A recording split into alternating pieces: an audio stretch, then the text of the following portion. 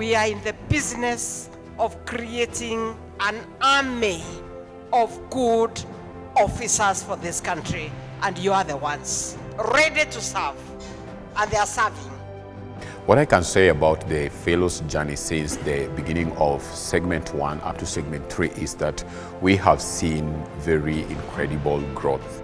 We are leaders without knowing, and this program has brought it out for you to know that indeed you are a leader by nurturing us, showing us how capable and competent leaders we can be. And I learned something that since a leader is always pouring to some other people's cups, but you also need to refill your own cup. The main thing that has been in my mind is where I'm working, especially as a lecturer. How do I influence? I realize policy is not about the big, being the national issue, but even within our organization.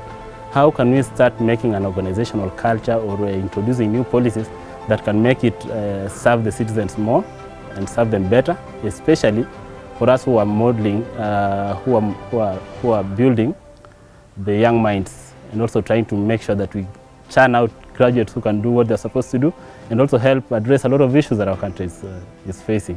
Initially, they just had the vision or the ambition to do certain things within their workplaces. But now they're coming back with a different kind of story that they are able to take these particular initiatives, or they have been assigned specific responsibilities at their places of work. I also find myself going an extra mile when dealing with our clients who are the citizens. Sometimes, of course, they come to the office and then you just don't want to do the bare minimum. You know there is something more you can do. We now understand in depth what we are supposed to do. It teaches us how we have to break down that project from the first phase to the last stage in each bit by bit, so that we come and understand what we're supposed to do in the long run. Working in the hardship areas, we lack the opportunities where we can network with people. But with this program, I have been able to interact with people from different departments. I have learned so much from my colleagues, and also through this program there is that change of environment, coming from a very hot environment and coming to this side. At least you, as an individual, I'm able to refresh my mind. For me, I feel like it was adding knowledge on what we have been doing and impacting new knowledge on what I didn't know, like the issue of implementation of these policies, because you see sometimes we create new policies but the process of implementation becomes the problem or that big challenge. When properly done, public participation can rebuild or demonstrate trust.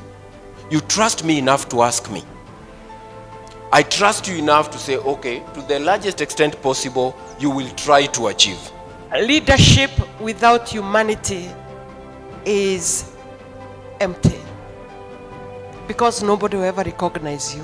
When we meet people ahead of us who have been in the service, the experience that they bring on board and instill into us will help us have a clue on the lessons they learned from maybe the mistakes or the better things they did in the past, so that we can forge a future that has a combination of whatever the lessons from the mistakes and also whatever we aspire as our ideas, to embed them as a whole package that can help us push the agenda of the government forward, the agenda of humanity and development and sustainable development goals forward.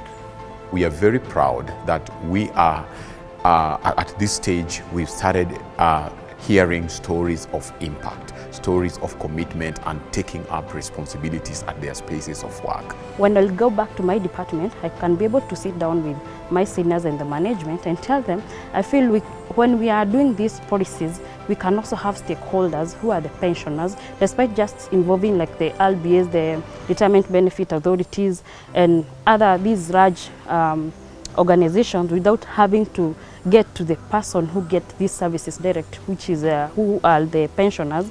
I feel now we can be able to do things differently. I'm enjoying group work because it enlightens and also gives us case-to-case study or basis of how things really work in the field and how things really work in government matters policy formulation. And we can also borrow a lot from the Singaporeans with the Chandler Institute of Governance. So it's all over government. It's not just the Kenyan government, but all other governments. It's like they have a common way of tackling issues and also tackling maybe the issues of policy formulation and offering solutions to problems that face their people.